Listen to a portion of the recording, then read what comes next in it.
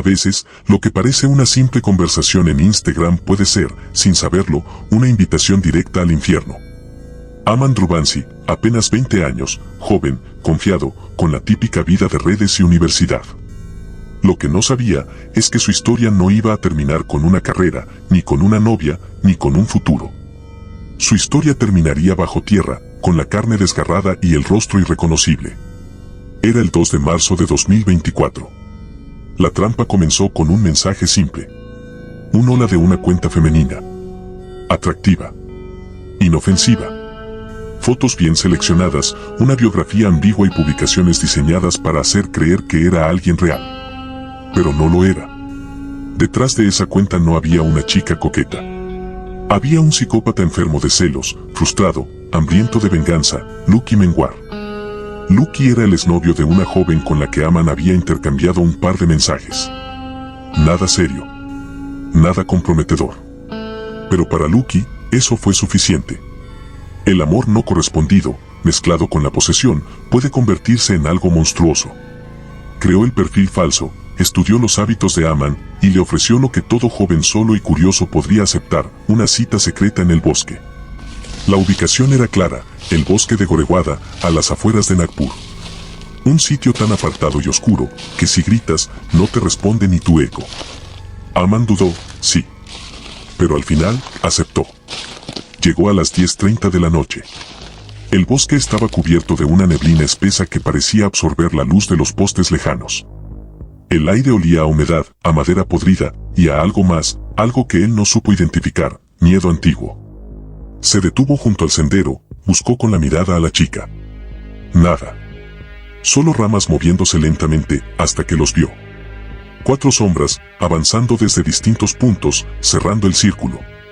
Uno de ellos sacó un cuchillo. Aman retrocedió, pero tropezó con una raíz. El resto es brutal. No hubo discusión, no hubo palabras. Lo apuñalaron como si fuera carne sin nombre. Una y otra vez. El filo hundiéndose en su pecho, en su cuello, en sus costillas. Los gritos no duraron más de 1 minuto. Cubrieron el cuerpo con hojas, como si eso pudiera esconder el horror. Como si eso borrara el crimen. Se fueron caminando, riéndose, convencidos de que jamás serían descubiertos. Pero la culpa no siempre se esconde bajo la piel. Uno de ellos comenzó a soñar con los gritos. A oír pasos en las madrugadas. Y confesó. Cuando la policía halló el cuerpo, días después, el olor fue lo primero que notaron. Descompuesto, hinchado, casi irreconocible. Un cadáver que parecía haber estado ahí por semanas, aunque solo habían pasado días. Lucky y sus 3 cómplices fueron arrestados. Los 4, adolescentes. Estudiantes. Usuarios activos de redes sociales. Capaces de matar por un corazón en una publicación, por un mensaje leído, por celos ciegos.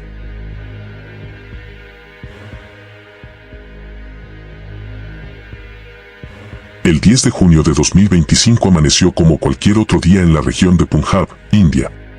Las calles de Bathinda estaban tranquilas, el sol ardía sobre los tejados, y en redes sociales, el nombre Kamal Kaur Babi era tendencia.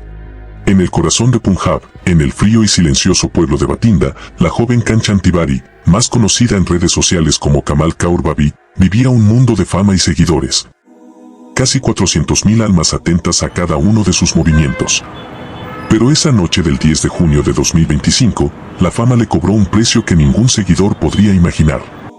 Kanchan, acostumbrada a mostrar cada detalle de su vida, cada sonrisa y cada gesto, recibió una invitación anónima.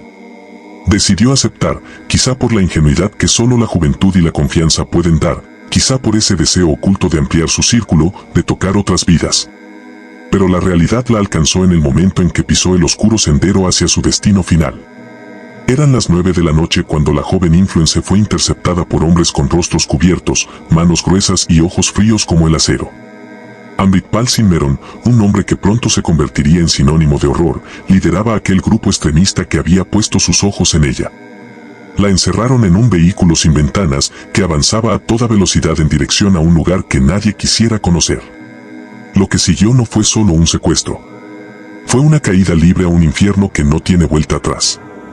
Por horas, Kanchan fue sometida a golpes brutales, a la humillación constante, mientras le arrancaban sus dispositivos y la obligaban a entregar contraseñas y datos personales. Cada pregunta venía acompañada del filo de un cuchillo o el frío contacto de una pistola apuntando a su cabeza. La tortura no se limitó al cuerpo. Le arrancaron la esperanza, la obligaron a ver imágenes horribles, le hicieron escuchar gritos que helaban la sangre, todo para quebrar su voluntad. Ella, antes llena de vida y sueños, empezó a apagarse poco a poco. Cuando el grupo decidió que ya había tenido suficiente, la llevaron a un bosque solitario, oculto entre sombras y árboles secos. Allí, en la penumbra de la madrugada, le quitaron la vida.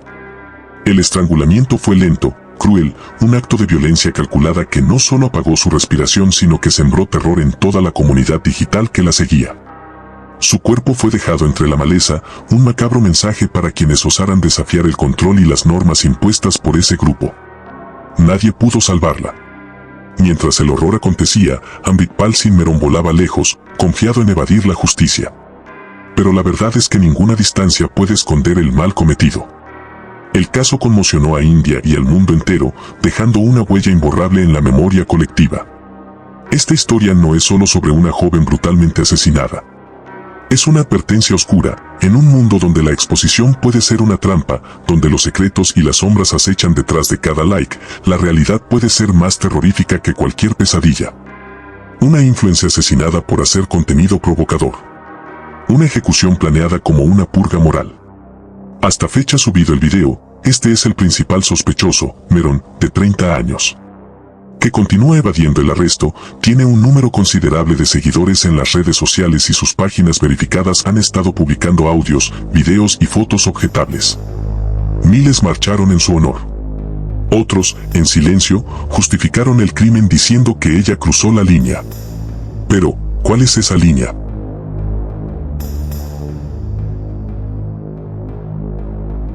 Todo comenzó a finales de los años 90, cuando Devendra Sharma, un respetado médico homeópata del estado de Uttar Pradesh, empezó a mostrar un interés poco común por los accidentes viales. Los registros policiales mostraban que su clínica apenas tenía pacientes, pero él siempre tenía dinero. El Dr. Sharma había descubierto una beta mortal, usaba sitios de contacto y periódicos para contactar a conductores de taxis, camiones y rickshaws. Los convencía de llevar mercancías o atender citas falsas en zonas rurales. Allí, sus cómplices los emboscaban y asesinaban. Los vehículos eran revendidos o desmantelados, pero lo peor era el destino de los cuerpos. Los cadáveres eran arrojados en el canal Azadpur, infestado de cocodrilos, lo que impedía cualquier rastro. Sharma confesó más de 125 asesinatos y participó en una red de tráfico de órganos.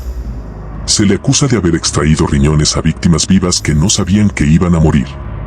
Durante su juicio, sonreía. Se fugó en 2020 tras seducir a una viuda por internet. Corría el año 2006 cuando un espeso olor nauseabundo comenzó a brotar de una lujosa casa ubicada en Itari, un suburbio de Noida, en las afueras de Delhi. Lo que parecía ser una simple queja por olores llevó a uno de los descubrimientos más macabros en la historia reciente de India.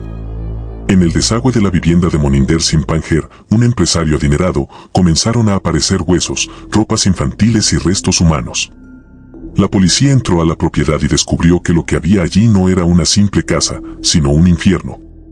El verdadero autor material de las atrocidades era su sirviente, Surinder Kohli, pero Panjer fue acusado de encubrir y permitir los crímenes. Según las investigaciones, más de 19 niños, aunque algunas fuentes hablan de más de 30 víctimas, fueron secuestrados en barrios pobres aledaños, drogados, asesinados y en muchos casos, desmembrados y canibalizados. Kohli confesó que atraía a las víctimas con promesas de comida o trabajo y que una vez dentro, las estrangulaba. Luego desmembraba los cuerpos, los cocinaba y los enterraba en el jardín o arrojaba los restos en las cañerías. Uno de los detalles más perturbadores es que muchas familias habían ido a la comisaría local a denunciar la desaparición de sus hijos, pero no fueron escuchadas. La policía incluso se burlaba de ellas, sugiriendo que los niños se habían fugado. Lo que terminó por destapar el caso fue la desaparición de Payal, una joven de 20 años que conocía a Panjer. Su padre, cansado de la indiferencia policial, logró acceder a registros telefónicos que la ubicaban en la casa del empresario.